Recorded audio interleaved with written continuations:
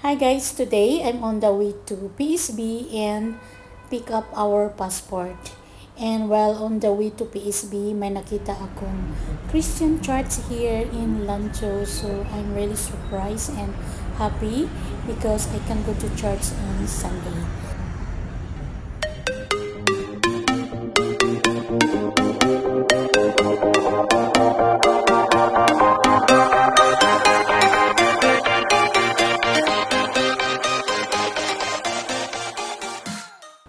Ito po yung bagong place namin ngayon kung saan kami nakatira. Diyan sa 31st floor na yan sa Brown Building.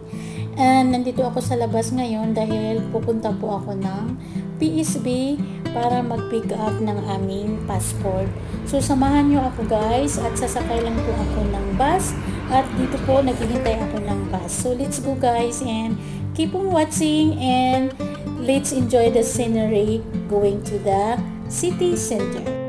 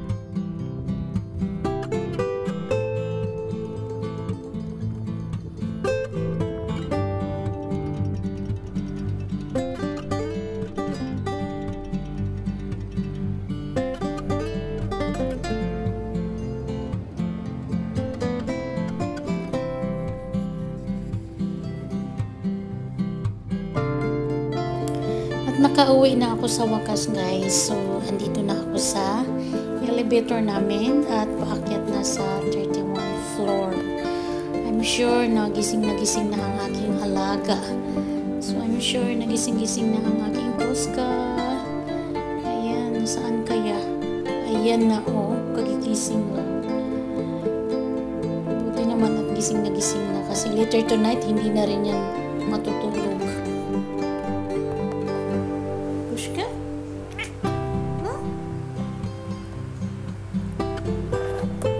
Miss Mimi?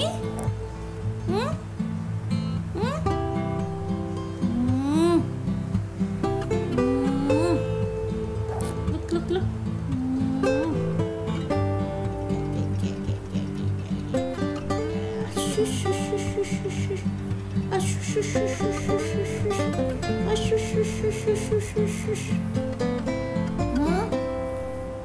Shush, shush, shush, shush, shush, shush, shush. Naglambing-lambing man ang among kush-kush. Kush-kush.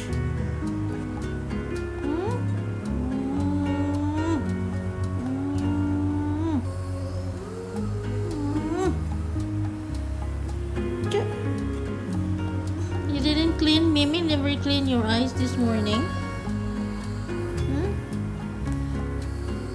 Clean your eyes this morning, huh?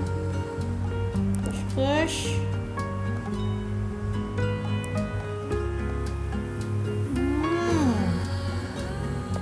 push. Guys. Ashush. Ashush, ashush, ashush, ashush, ashush, ashush.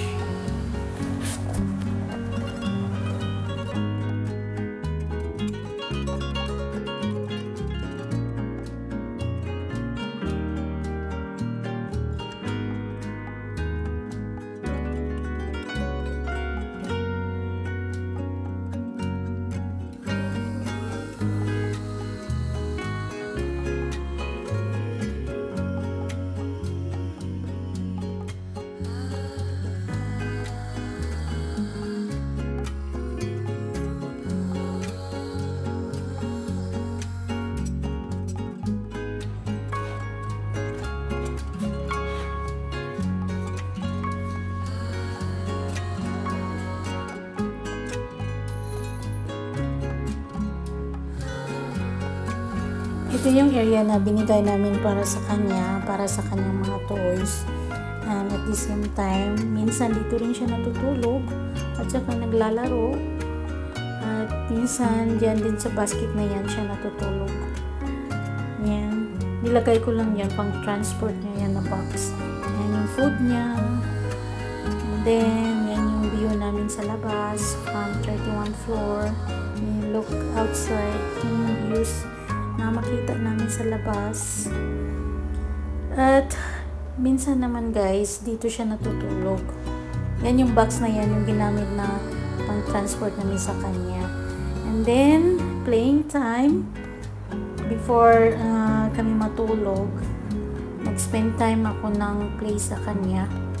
I need to spend time playing with her before go to bed dahil pumupunta po siya sa bed namin at sumisiksik doon sa higaan namin, which is I don't tolerate it. So we let her play first before going to bedtime.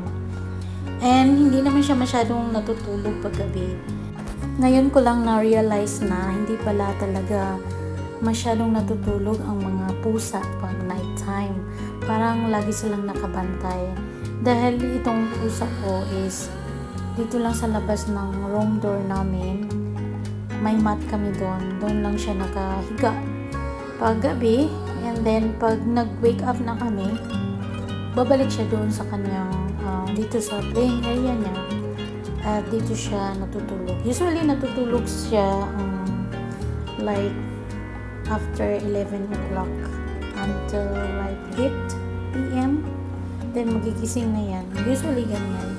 Itong box na yun guys, ito yung ginagamit namin pag-transport sa kanya from other province to go here. So, it takes 24 hours po sa kanya na animals. 24 hours po kasi ang ginamit po ng transporting sa kanya is yung van. Dahil hindi po talaga available ang airlines. Kaya medyo natagalan nga siyang dumating. Nauna kaming dumating and then after 2 days dumating naman siya.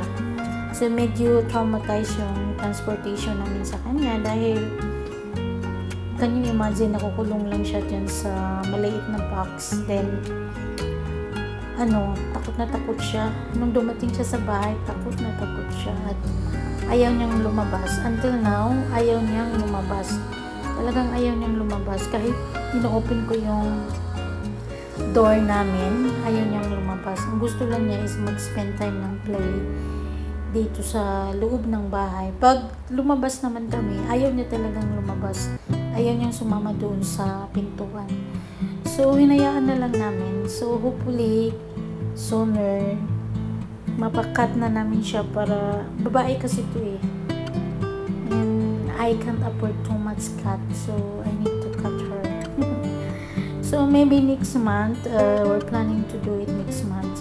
Supposed to be last month, kaya lang nag-transfer kami ng ibang province. So pinag-isipan ko pa kasi baka mamaya magkasakit siya.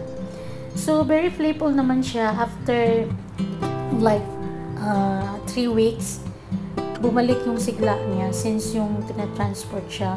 Takot na takot talaga siya. Tapos yung pinaliguan ko talagang para siyang takot na takot siya. Every time na makita na yung box, takot na takot siya.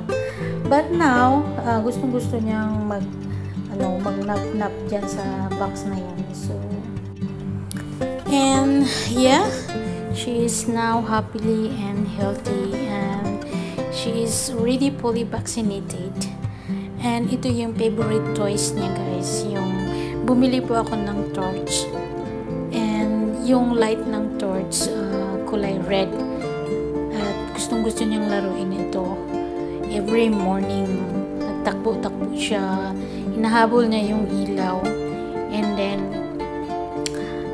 nag-transform kasi yung ilaw ng like mouse light, star, may ganun-ganun. So like yung i-play ito while I'm having my breakfast. So this is all for today's video, guys. Hopefully you like these videos, and thank you for all your support, and thank you for watching all the time. Please watch my previous video about Lanzhou City, because this city is very incredible, and hope to see you again in my next video. And bye. Thank you for watching. See you again. Bye everyone.